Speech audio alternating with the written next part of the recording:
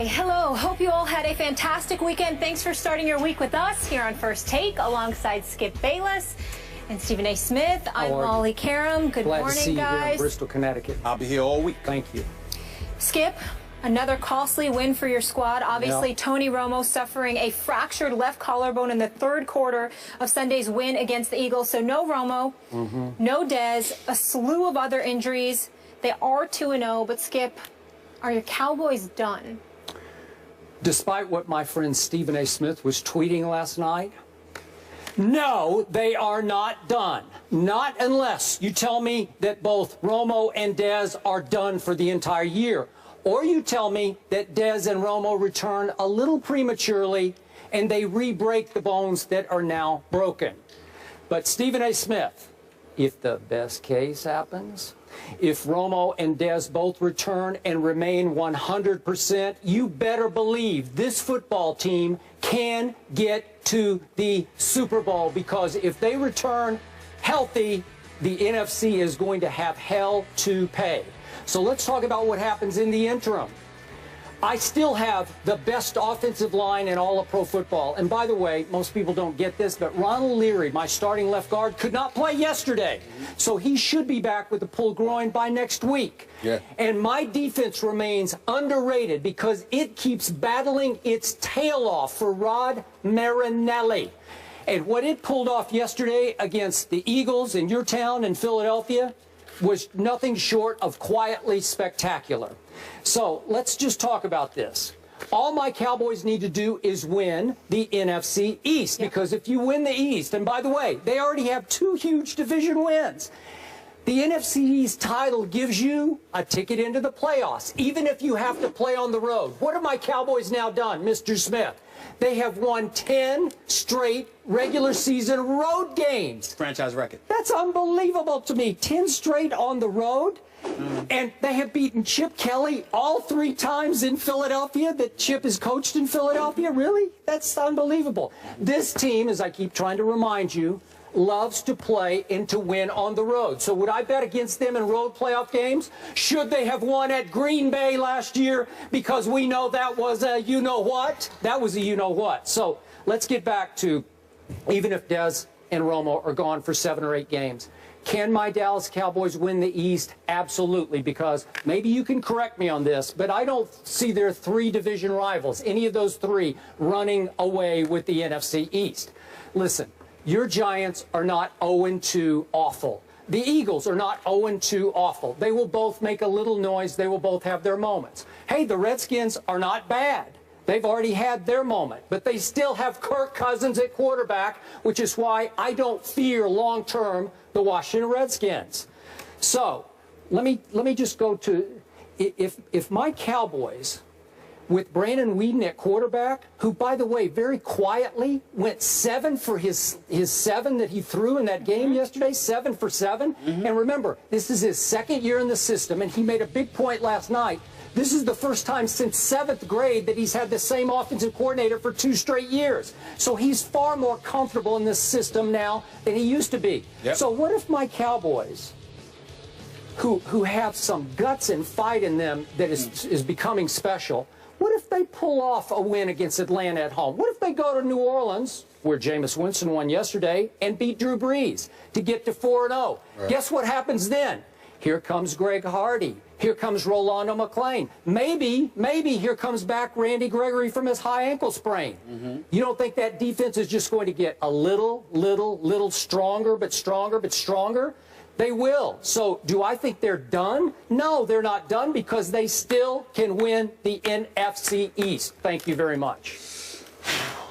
Skip Bayless, let me start off the show by giving you kudos, because for the 2nd consecutive year, you're absolutely right. The Dallas Cowboys are going to win the NFC East. The Eagles, once again, have let me down. I'm done. Oh, you're writing it off. I'm writing the Eagles off. I'm writing the Eagles off, and I'll get to that in a second. They just look pathetic. I can't believe how awful they have looked yesterday. The Dallas Cowboys looked sensational defensively. When I imagine the fact that they don't have Scandrick, that they don't have, Randy Gregory, okay, that they don't have Greg Hardy, that they don't have Rolando McClain, and I look at what that defense was able to do yesterday, It's very impressive. There's no question about it. And when you imagine Des Bryant and Tony Romo, it's clearly it's understandable why they were your Super Bowl picks. The Philadelphia Eagles are an entirely different story. The Philadelphia Eagles had 17 yards rushing yesterday. 17 yards rushing. In 2 games, they have a grand total of 70 yards rushing. Their 17 yards rushing yesterday is the worst since the franchise was in existence in 1961. Yeah. That's how bad the Eagles' offense was. Sam Bradford looked like a straight-up... I'm not going to even call him names. What I'm going to say is he looked pathetically weak. He looked petrified. He looked in over his head like a deer caught in headlights.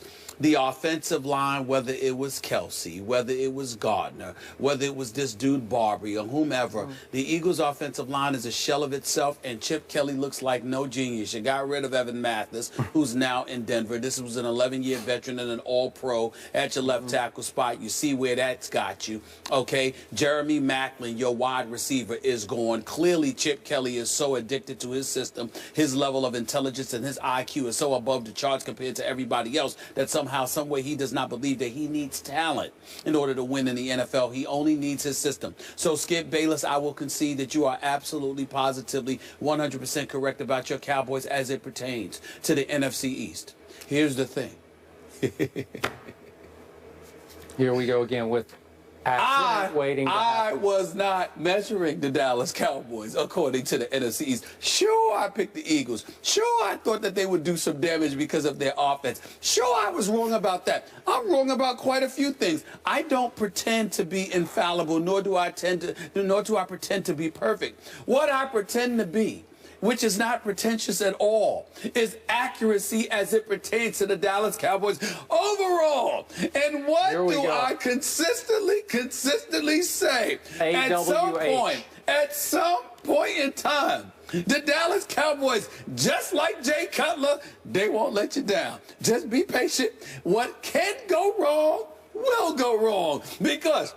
Because why, Skip Bayless? They are, say it with me, they are an accident waiting to happen. Now, in all seriousness, because we have some idiots out there, adults and children, who literally believe that I'm laughing about somebody's injury. No, I don't want anybody to be hurt. I don't want physical harm to come. Tweet some more. That's right. Thank you. No, seriously, in all seriousness, because we've got some people, even in our profession, who will remain nameless. But I saw some tweets yesterday, that took it a bit seriously. Okay. No, that took it a bit seriously. Okay, and I do not wish physical harm upon anybody. I wouldn't be sitting there laughing if somebody was on the turf paralyzed or something like that, or they had a neck injury or had to be carried away in an ambulance or anything like that. Injuries come with the game of football. As long as from a health standpoint you're ultimately okay, all right, and you don't have your career shattered or anything like that. When I'm laughing about it, it's about the result it's going to have on your football team, not necessarily you being injured. So everybody needs to pump the brakes there.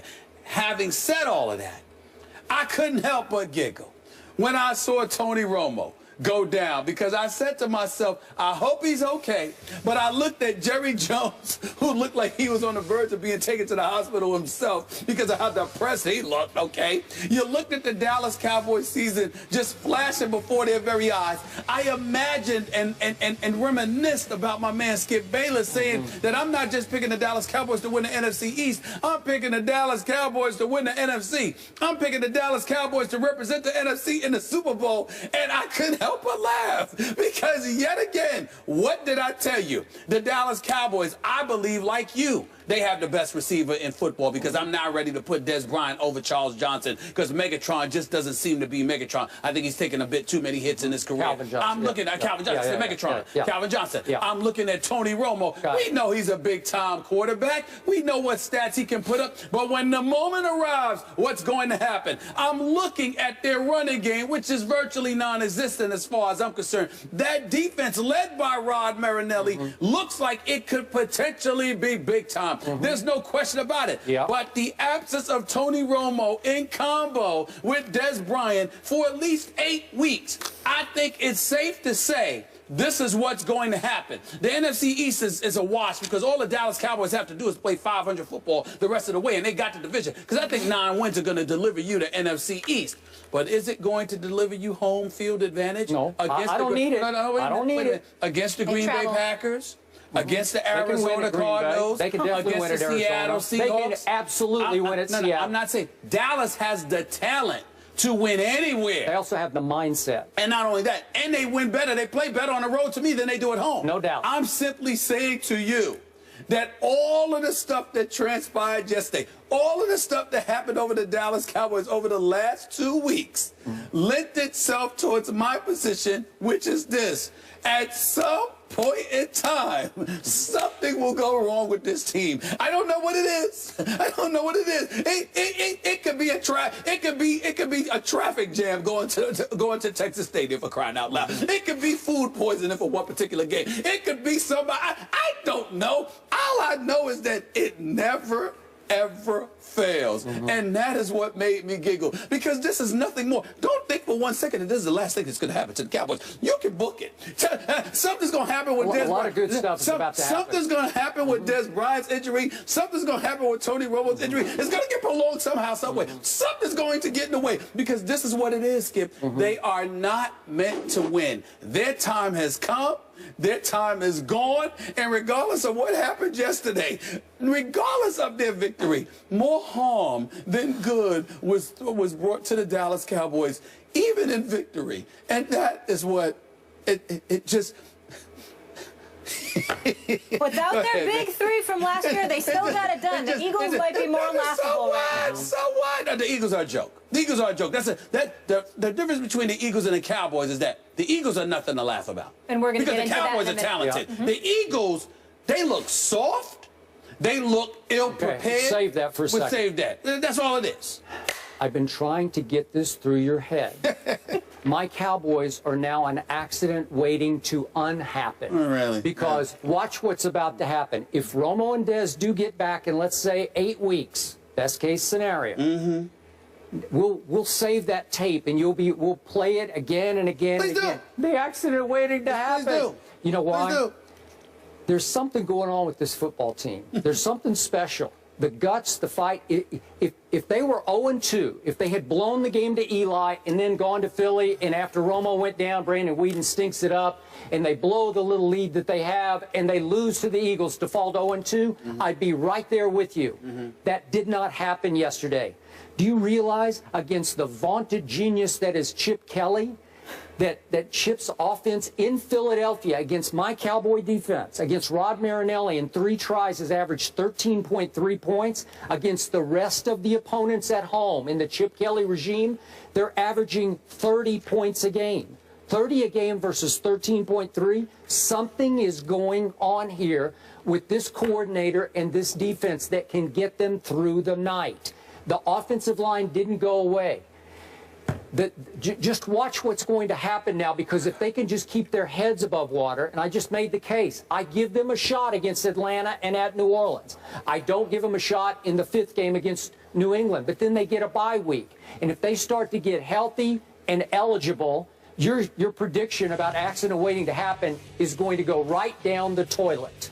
Skip Bayless, I know that you love to be right. You're just addicted to the world confirming that you're right. But let's be clear about especially against you. He was pretty right yesterday with the picks, though. We'll give you props on that. So what? A dead clock. So what? Oh, this dead clock is right every Monday. That's not true. That's not true. There's a few games you've gotten wrong last week. Let's call a spade now. Yeah, but who's ahead? I think I'm ahead of you like 7-1. No, it's not 7-1. It's significantly much closer than that. But that's neither here nor there, Skip Bayless, because for me, as long as I'm right about the Cowboys, it does not bother me. And this is the beauty of it all. Because let me tell you something right now. Let me remind the world of my promise. Not a bet, but a promise that I would have to wear Dallas Cowboys paraphernalia the entire week of Super Bowl week in the event that the Dallas Cowboys get to the Super Bowl. We all know I don't want that nightmare. And I am telling you right now, it will not happen. And that's what you have to pay attention to right here. Skip Bayless, you sit there and you hit your Wagoner team.